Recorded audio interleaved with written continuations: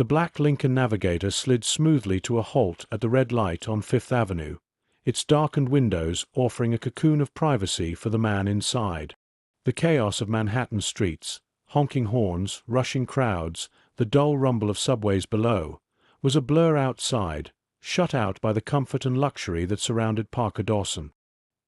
He loosened his silk tie, made of fine Italian fabric, and for a fleeting moment allowed himself to relax. The last quarter had been good to Dawson Enterprises. Another billion-dollar merger was sealed with his signature. Another victory. "Mr. Dawson, should I take the tunnel back to headquarters?" his driver asked, glancing at him through the rearview mirror. Parker considered the question for a moment. "No, James. Drop me here. I'll walk the rest of the way." The familiar routine of corporate life could wait. Parker had become accustomed to the power his name carried, but deep inside, the victory tasted hollow. At 52, his tall, imposing frame was a symbol of success, but it was also a reminder of everything he had sacrificed in the name of that success. The plaza's doorman tipped his hat as Parker passed him, his eyes meeting those of the city's elite. A quick nod, a silent recognition. No one had time for pleasantries.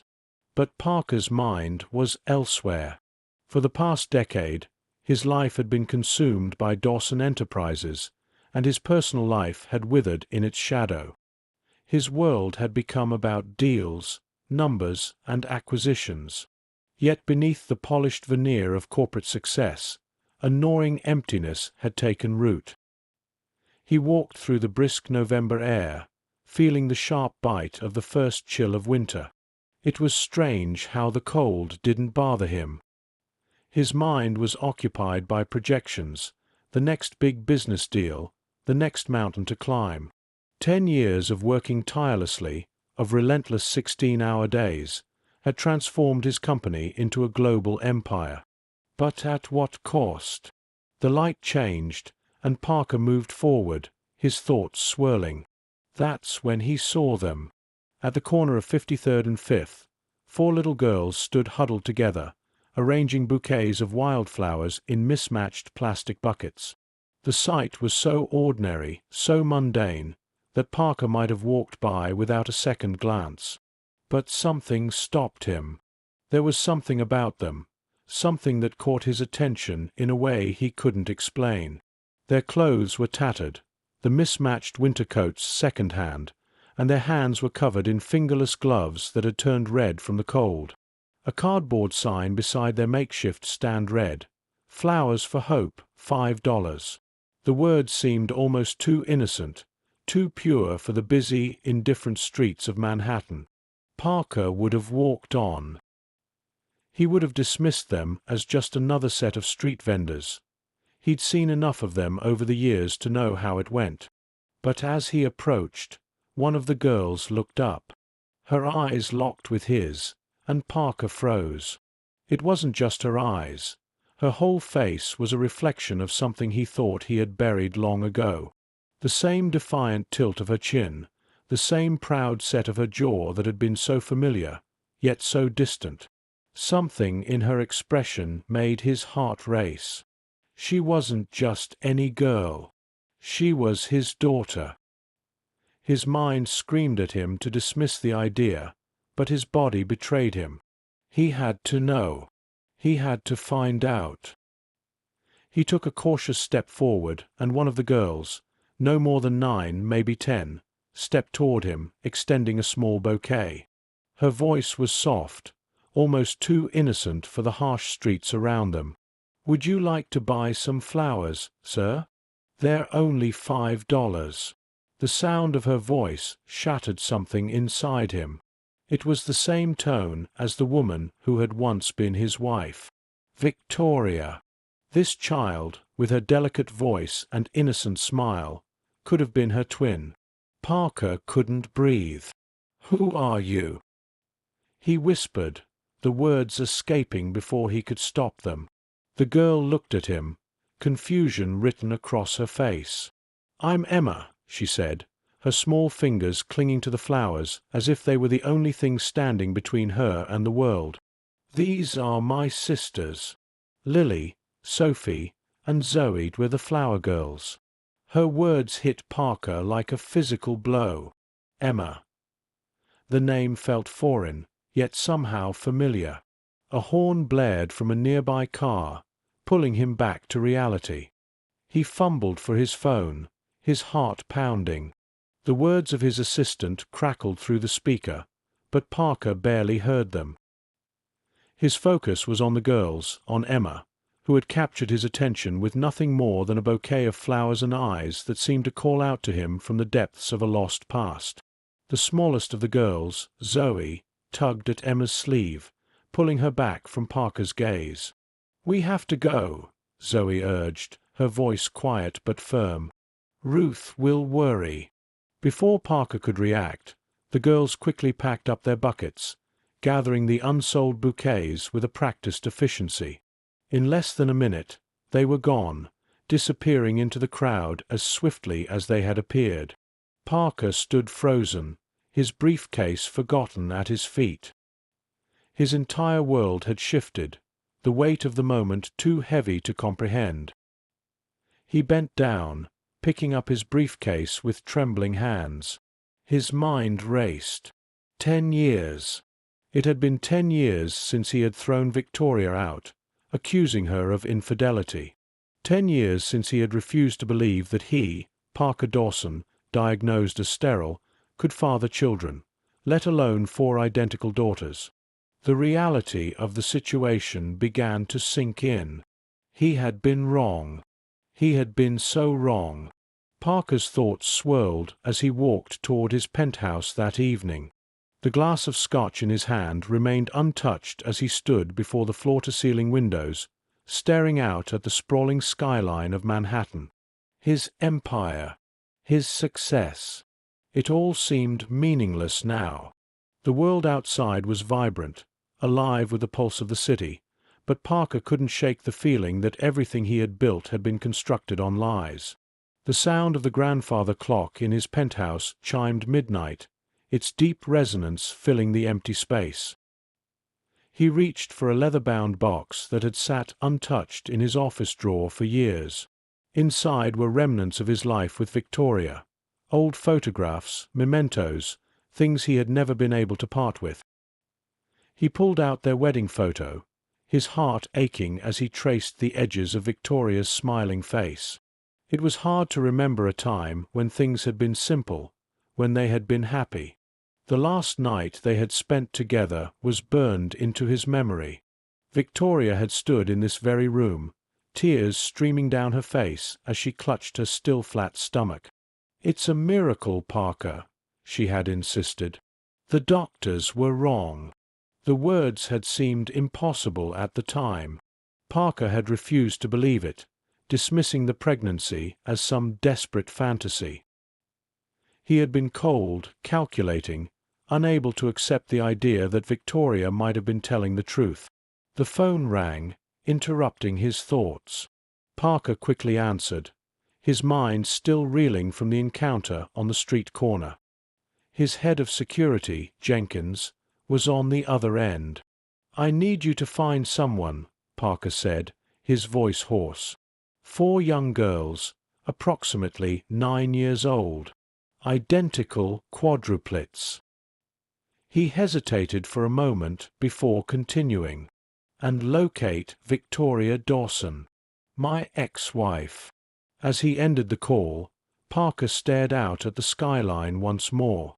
The empire he had built no longer seemed to matter. He had to know the truth, and no matter what it cost, he was going to find the answers.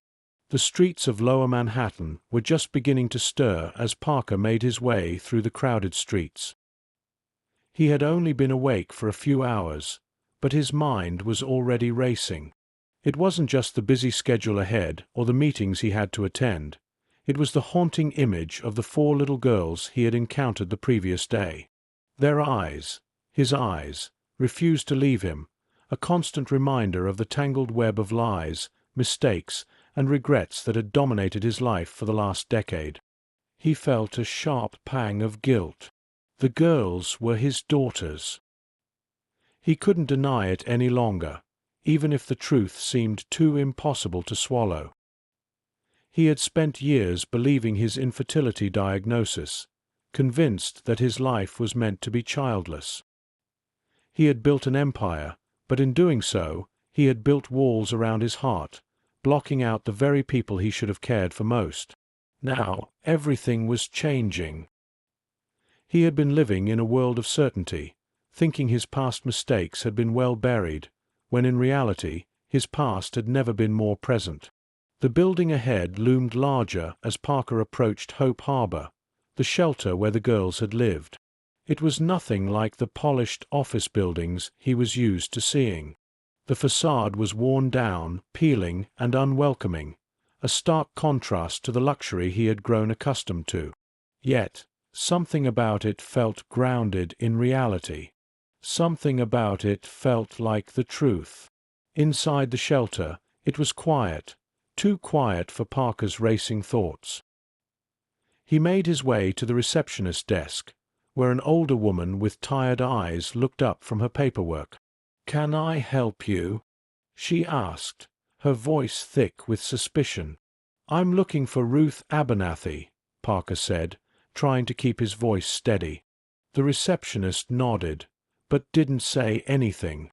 She simply motioned toward the back of the room, where a door led into a small office. Parker followed the direction, stepping lightly as if trying not to disturb the silence that had settled over him. He found Ruth sitting behind a desk, her glasses perched on the edge of her nose as she reviewed a stack of papers. "I'm Ruth," she said without looking up, her voice warm but cautious. "What can I do for you?" "I need to talk to you about the girls," Parker said, the words leaving his mouth before he could stop them. "Emma, Lily, Sophie, and Zoe." Ruth's eyes flickered up, studying him for a long moment. She didn't speak, but the pause was enough for Parker to understand the weight of her scrutiny. Finally, she put down the papers in front of her and gestured to the room beyond. "They're in the common area," Ruth said.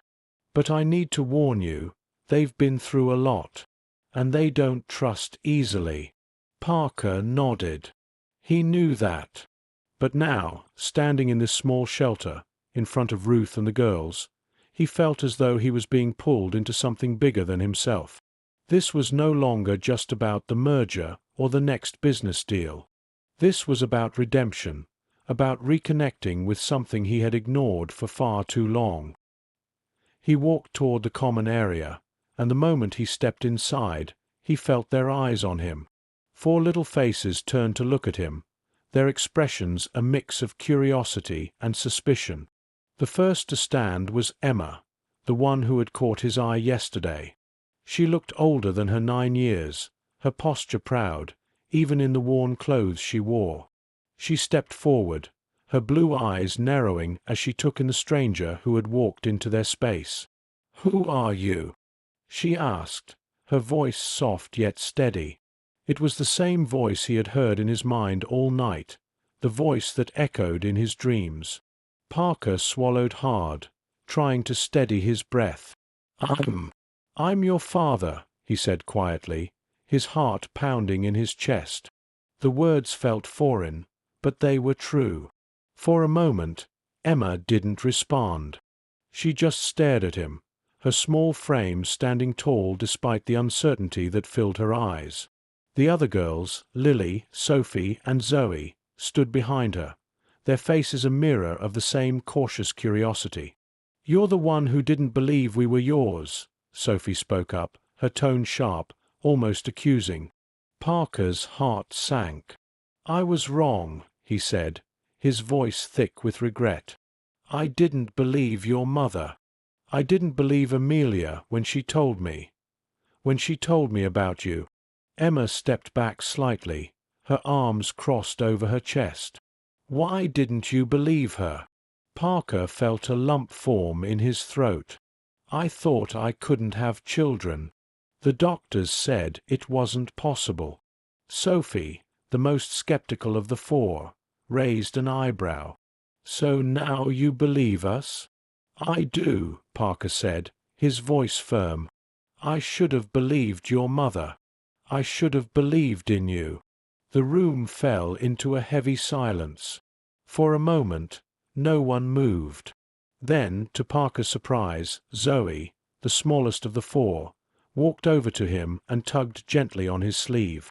"Are you really our dad?" she asked quietly, her voice filled with a childlike hope. Parker bent down to her level, his eyes meeting hers. "Yes, Zoe, I'm your father. I'm so sorry it took me this long to find you." Zoe smiled shyly, a faint glimmer of trust beginning to form in her eyes. The others watched the interaction, and after a moment, Emma spoke again. "Why should we trust you?" she asked, her voice soft but guarded. Parker knew it was a fair question. They had every reason to be cautious. "Because I'm not going anywhere this time," he said.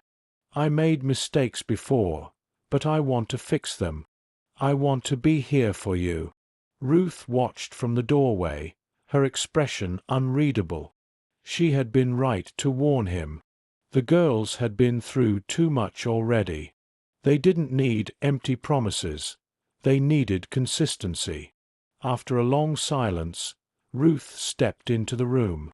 "You're not going to fix things with words," she said, her voice steady. "You'll need to show them you're serious. It's going to take time." Parker nodded, understanding. "I'm ready." Parker's phone buzzed again, breaking the silence that had settled over him. It had been a few days since his last visit to the shelter, and his mind had been racing ever since. His thoughts were consumed by Emma, Lily, Sophie, and Zoe, their faces haunting him, especially after his promise to stay and make things right. But every day felt like an uphill battle. His mind kept returning to Amelia, his ex-wife, and the years of miscommunication that had led them here. It was early afternoon when Parker pulled up to Hope Harbor once more. He had told Ruth he would be back, and today he was determined to do more than just show up. The girls needed him, but they also needed consistency. They had been through so much already, and he couldn't afford to back down now. As he stepped out of the car and walked toward the shelter, he found himself suddenly aware of the weight of the situation. The building stood in stark contrast to his penthouse in the city. Where he had lived in luxury, they had lived in hardship. Where he had built an empire, they had fought to survive. But now, his focus had shifted. The empire no longer mattered. The children, his children, were what mattered now. Inside, Ruth was waiting for him in her office. Her expression was unreadable, but Parker could see the way her eyes softened when she saw him. "You're early," Ruth said, her tone measured. "I need to be," Parker replied. "I need to do this the right way. I'm not leaving until I prove I'm here for them." Ruth nodded. She had seen too many men come and go, making promises they never kept. She wasn't one to indulge in false hope. But there was something in Parker's eyes now, something she hadn't seen before, a sincerity that made her believe maybe, just maybe, he would stick around this time. "Let's go then," Ruth said, standing up from her desk. "They're waiting for you." As they walked through the narrow hallway toward the common area, Parker's thoughts turned to the conversations he had had with the girls over the past week. He had spent hours with them, helping them sort flowers, listening to them talk about their lives at the shelter, and slowly, he had begun to see the depth of their resilience. Each girl had her own personality, and yet they shared the same fierce determination to protect one another. Emma, the oldest, had taken the lead, her protectiveness over her sisters evident in every word she spoke. Sophie, the second oldest, had a sharp mind and an even sharper tongue. Lily was quieter, more artistic, always creating something with the flowers they sold. And Zoe, the youngest, had the most hope, the most light in her eyes, despite the hardships they had faced. When they entered the room, the girls looked up from the table where they were working, their expressions wary but curious. Emma was the first to speak. "What are you doing here?" she asked, her voice cautious. Parker took a deep breath, walking over to where the girls were sitting. "I'm here because I want to get to know you," he said, his voice steady but filled with emotion. "I want to be part of your lives." Sophie crossed her arms, eyeing him skeptically. "What does that even mean? You just show up one day and say you're our dad?" Parker felt the sting of her words, but he knew he deserved it. "I know I've made a lot of mistakes. I know I wasn't there when I should have been. But I want to change that. I want to make things right for you, for your mom, for all of us." Lily, who had been quiet up until this point, spoke up. "Is that what you told Mom too? That you'd make things right?" Parker's heart sank at the mention of Amelia. He had failed her too. I didn't believe her when she said I was the father. I didn't trust her, and that was wrong. But now I know the truth."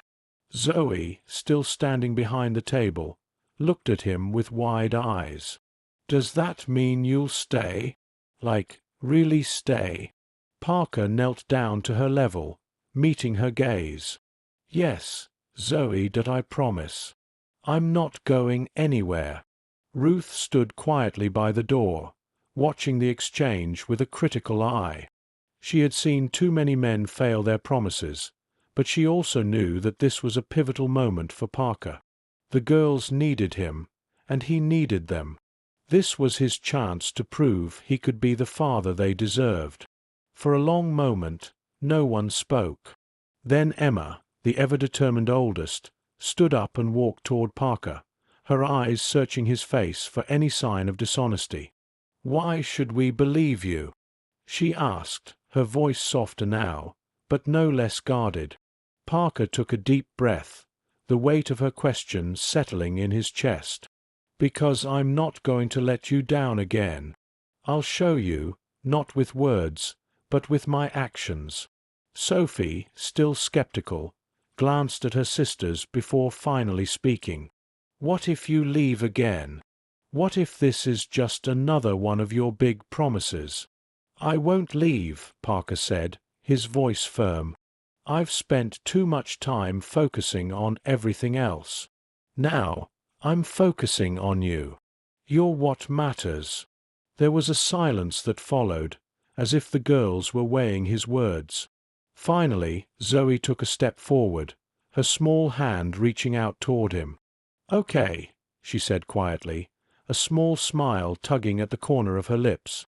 "I believe you." Parker's heart lifted as he took her hand gently in his. It was a small gesture, but it meant everything. For the first time in a long time, he felt like he was finally on the right path. Ruth watched the exchange, a sense of approval in her eyes. "It'll take time," she said, her voice soft but firm. "The girls have been through a lot. They'll need time to adjust, but this is a good start." Parker nodded, feeling the weight of her words. He knew the road ahead wouldn't be easy, but he was ready to walk it. For the first time in years, he felt like he had something worth fighting for. The weeks that followed were harder than Parker had imagined. Every day, he found himself waking up to the same reality. He was no longer just a CEO running a multimillion-dollar empire. He was a father, and with that came a responsibility he had never fully understood before. It wasn't just about being present. It was about proving himself. Every action, every word, every moment with his daughters was an opportunity to show them that he was serious, that he could be the father they deserved. Parker found himself spending more time at Hope Harbor than he had at any of his meetings or corporate events. He had taken on tasks that made him uncomfortable, helping Ruth with meal prep in the shelter's cramped kitchen, sorting through donations, and spending hours at a time sitting with the girls as they worked on their school assignments. The girls were still cautious around him, but their defenses were slowly lowering. Emma was the hardest to crack.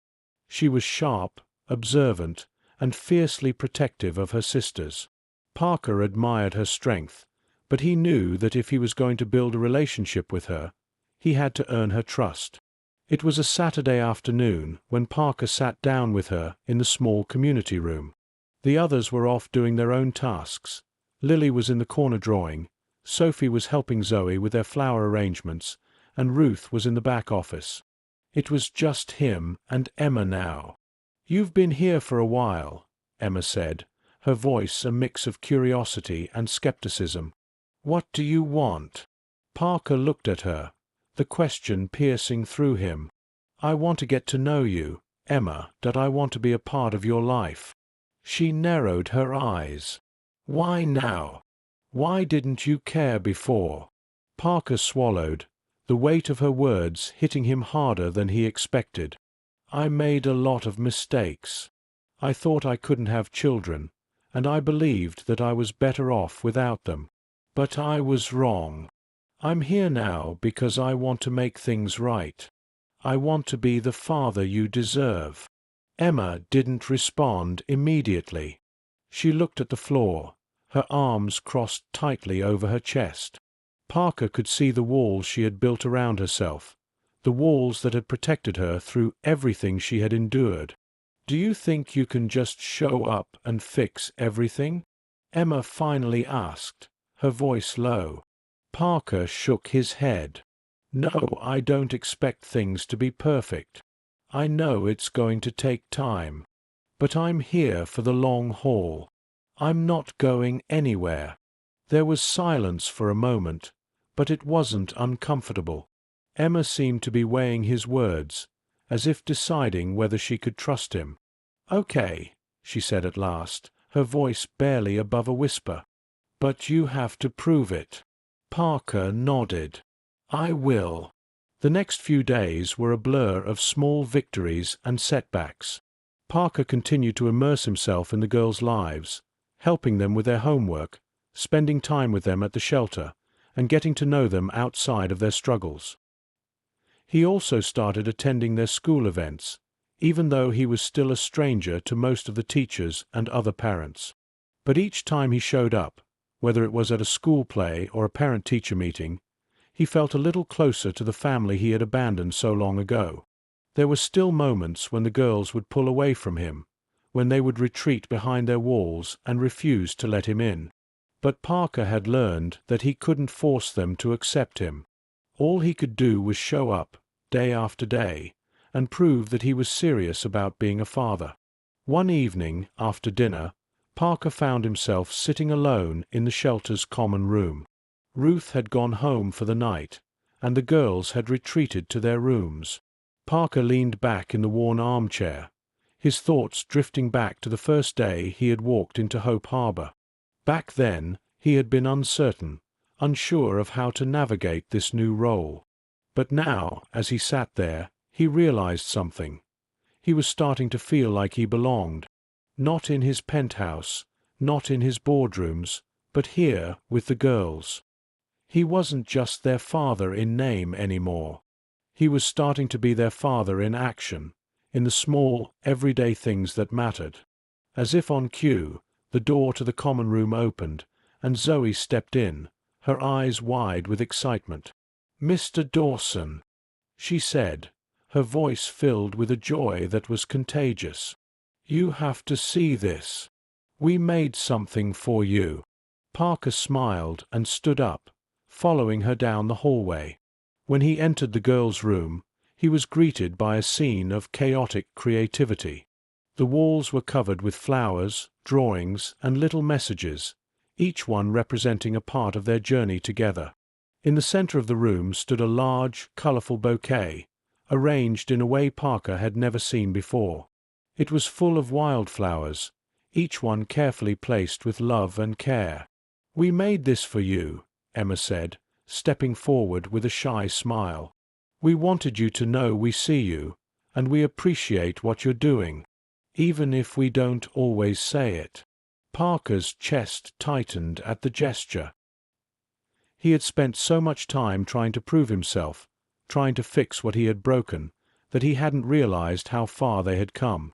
"Thank you," he said, his voice thick with emotion. "This means more to me than you know." For the first time, Emma's smile wasn't guarded. It was real. And for the first time, Parker felt like he had made a real connection with his daughter. Later that evening, Parker sat alone in his office, reflecting on everything that had happened. The call with his lawyer had confirmed that Amelia was eligible for early release from prison, and the plans to get her out were moving forward. He thought about everything he had learned in the past few weeks, the mistakes, the regrets, and the painful journey toward redemption. And for the first time, he felt like he was finally heading in the right direction. He had a long road ahead of him, but he was no longer walking it alone. The first cold winds of winter had begun to whip through the streets of Manhattan, carrying with them the promise of change. But for Parker Dawson, the most significant changes had already started to unfold in his life. As he stood at the window of his penthouse office, looking out over the city that had once been his empire, he couldn't help but feel a sense of finality. The business deals, the board meetings, the mergers, none of it seemed to matter as much as it once had. Not anymore. His thoughts were interrupted by the faint sound of his phone vibrating on his desk. He picked it up, his heart racing as he saw the name on the screen. It was Ruth. "Parker, I think it's time we talk about the girls," Ruth said, her voice calm but firm. Parker sat down, his stomach tightening. "What do you mean?" "I mean," Ruth continued, "the girls are starting to ask questions. They want to know more about you, about why you weren't there for so long. They're not asking because they're angry, but because they need to understand. They need to know you're not just some stranger who showed up." Parker closed his eyes. He had known this moment was coming, but hearing it from Ruth felt like a slap to the face. He had spent years running from the truth, avoiding the reality of what his actions had done. But now, the girls needed him to face it head-on. They needed to know who he was, why he had been absent, and, most importantly, what he planned to do about it. "I'll come over," Parker said, his voice steady despite the storm brewing inside him. "I'll talk to them." When he arrived at Hope Harbor, the familiar building no longer felt foreign to him. It had become a place of solace, a place where he could be vulnerable and real. The girls were there, as always, in the common room, sitting around the table, their eyes lifting when Parker entered. Emma, as usual, was the first to speak. "You're here. What do you want now?" she asked, her voice a mix of suspicion and curiosity. Parker felt a lump form in his throat, but he knew this was the moment. This was the conversation he had been avoiding for too long. "I'm here to talk," he said quietly, his eyes meeting each of the girls. "I owe you all an explanation." Sophie's eyes narrowed. "Explanation for what?" she asked, her tone sharp. "For not being here," Parker replied, his voice thick with emotion. "For walking away when I should have stayed. For not believing your mom when she told me I had children." Zoe, the quietest of the four, spoke up then, her voice soft but clear. "Why didn't you believe her?" she asked, her big blue eyes searching his face. Parker's heart clenched. "I thought I couldn't have children. The doctors told me I was sterile. I believed them. I believed I couldn't be a father." Lily, who had been silent up until this point, spoke next. "So what? You thought we were someone else's kids? Just because you couldn't have them?" Her voice was more hurt than angry. "I was wrong," Parker said, his voice thick. "I thought your mom was lying to me. I was scared and confused. I made the worst mistake of my life, and I'm sorry." Emma stood up, her arms crossed tightly over her chest. "You can't just apologize and expect everything to be okay," she said, her voice firm. "We've been through a lot, and you weren't there for us." "I know," Parker said, stepping forward. "And I can't change the past, but I'm here now. I want to be a part of your lives, and I'm not going anywhere. You don't have to forgive me right away, but I'll prove it. I'll prove it every day." The room was heavy with silence after his words. The girls were still processing everything he had said, but Parker could see the change in their eyes. There was a flicker of hope, however small, that perhaps, just perhaps, he could be the father they had never known. Over the next few weeks, Parker made a concerted effort to be a consistent presence in the girls' lives. He continued to show up at Hope Harbor, spending more time with them than ever before. He took them out for ice cream, helped with their homework, and attended school events. Each small moment mattered, and he knew that. The girls were starting to open up, even if it was in their own way. One evening, after a particularly long day of working at the shelter, Parker found himself sitting with Zoe in the corner of the common room. She was drawing something on a piece of paper, her brow furrowed in concentration. He couldn't help but smile as he watched her. She was so much like him, quiet, reserved, but with an intensity that told him she would grow into something extraordinary. "What are you drawing?" Parker asked, leaning over to get a better look.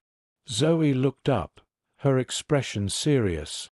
"It's a house," she said, holding up her drawing, "with a big garden. And a swing." Parker smiled softly, his heart swelling with a mixture of pride and sadness. "It's beautiful, Zoe." She smiled shyly at him before returning to her drawing. "I want to have a house like that. A real one." Parker's throat tightened. "We'll get there," he promised, his voice thick. "One day, we will." The following week, Parker was sitting at his desk when he received a call from his lawyer. It was good news. Amelia was finally being considered for early release. The process had been long and grueling, but it was finally happening. Parker's heart skipped a beat as he hung up the phone. 4 years, he had believed that the life he was living was the one he was meant to have: power, wealth, success. But now, as he prepared to meet Amelia again, he realized that everything he had achieved felt empty without his daughters. He had been chasing the wrong things for so long, but now he had the chance to rebuild what truly mattered. The following morning, Parker met with Ruth and the girls in the common room to deliver the news. "I've spoken to my lawyer," Parker said, his voice steady but filled with anticipation. "Your mom is coming home. Soon." The girl's eyes widened, but it was Emma who spoke first. "Mom's coming home?" she asked, her voice filled with disbelief. Parker nodded. "She's been granted early release. And I'll be here to help her. To help all of you." Sophie looked at him, her eyes still guarded. "Will she stay with us?" Parker hesitated for a moment, but then nodded. "Yes, that she'll stay with us. I promise." The days leading up to Amelia's release felt like an eternity to Parker. As much as he tried to focus on his daughters and the progress they had made together, the looming confrontation with Amelia weighed heavily on his mind.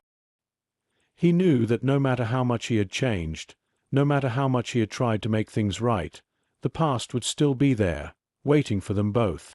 Parker stood by the window in his penthouse, looking out over the city. The skyline stretched before him, a reminder of everything he had built. But in his heart, he knew that the real work wasn't in the boardrooms or the luxury of his high-rise. It was with his daughters, with Amelia, and with the years he had lost. His phone buzzed, pulling him from his thoughts. It was Ruth. "She's out," Ruth's voice said, filled with a sense of finality. "Amelia is being released today." She'll be here in an hour. Parker swallowed hard, the reality of it finally sinking in. He had spent years building walls around himself, convincing himself that he didn't need anyone. But now, with Amelia's return, those walls were about to be tested in ways he couldn't imagine. "I'll be there," Parker said, his voice tight. "I'll meet her." At Hope Harbor, the girls were anxiously waiting for the moment they had been anticipating. Emma, Lily, Sophie, and Zoe sat together in the common room, each of them processing the news in their own way. The excitement was tempered with uncertainty, and Parker could see the nervousness in their eyes. Ruth stood nearby, her usual calm demeanor giving no hint of the storm that might be brewing. She had seen many broken families come through the shelter, but this was different. There was a sense of hope, a sense that things could be repaired. But she also knew that the road ahead would not be easy. Parker walked in, his hands shoved in the pockets of his coat, his face unreadable. "She's on her way," he said, his voice steady but full of anticipation. "Are you all ready to meet her?" Zoe, who had been the most optimistic of the four, was the first to speak. "Will she be different?" she asked, her voice soft. Parker knelt down in front of her, his eyes meeting hers. "I don't know. But we'll find out together. We'll take it one step at a time." The minutes felt like hours as they waited for Amelia to arrive. The anticipation hung thick in the air, each person lost in their own thoughts. Emma, still cautious and protective, was visibly tense. Sophie, ever the realist, kept her eyes on the door, waiting for any sign of her mother's arrival. Lily and Zoe sat close together, their small hands clasped in a show of solidarity.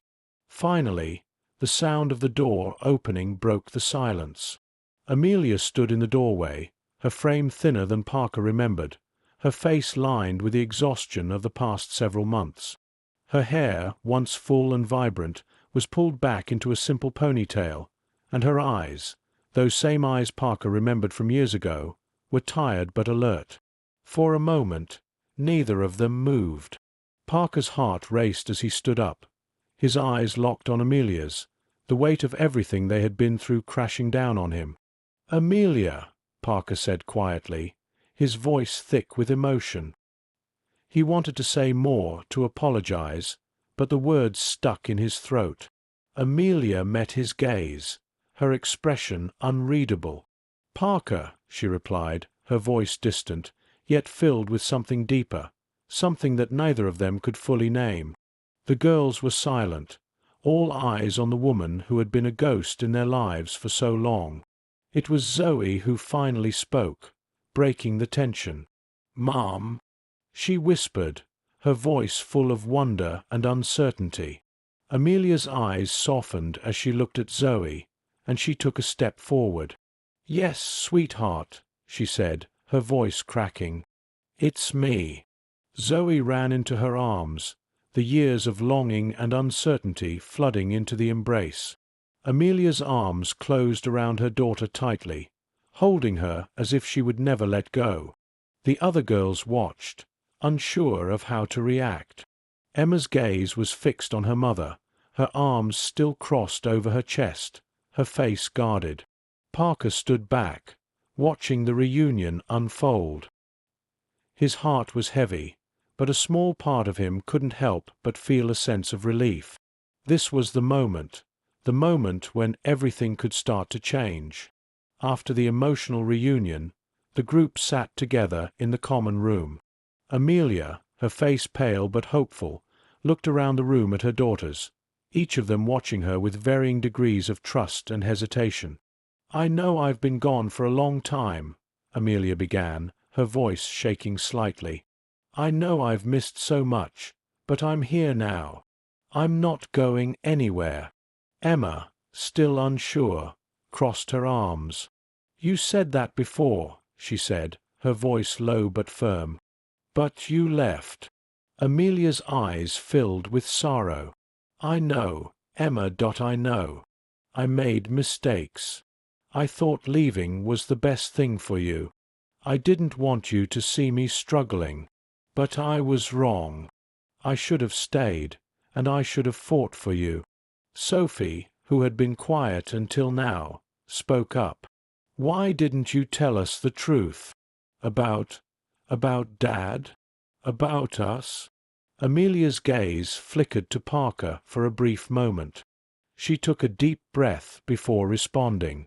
"I didn't tell you because I thought you deserved better. I didn't want you to be burdened with the truth. But you all deserve the truth. You deserve to know who you are, and where you come from." There was a long pause before Lily finally spoke, her voice soft but steady. "What happens now?" Parker looked around the room at the four girls, their faces a mixture of hope and uncertainty. He stood up and moved to sit beside Amelia.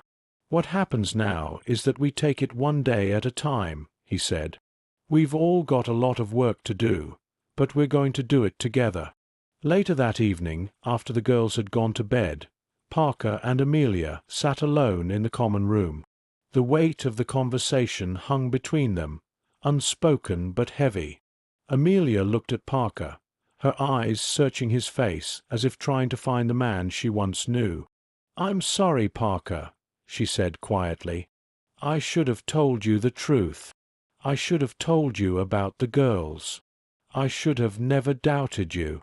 Parker reached across the table and took her hand in his, squeezing it gently. "It's in the past, Amelia. We can't change it. All we can do is move forward." She nodded, tears welling up in her eyes. "But how? How do we start over?" "We start by being here, by being present for them. We show them that they're not alone. We show them that family means more than anything." Amelia looked at him, a small smile tugging at the corner of her lips. "Family," she repeated, as if the word itself was a lifeline. "You're right. It's all we have." And for the first time in years, Parker felt like he was on the right path. The road ahead would be long, but he wasn't alone anymore. Together, they would rebuild their family, piece by piece.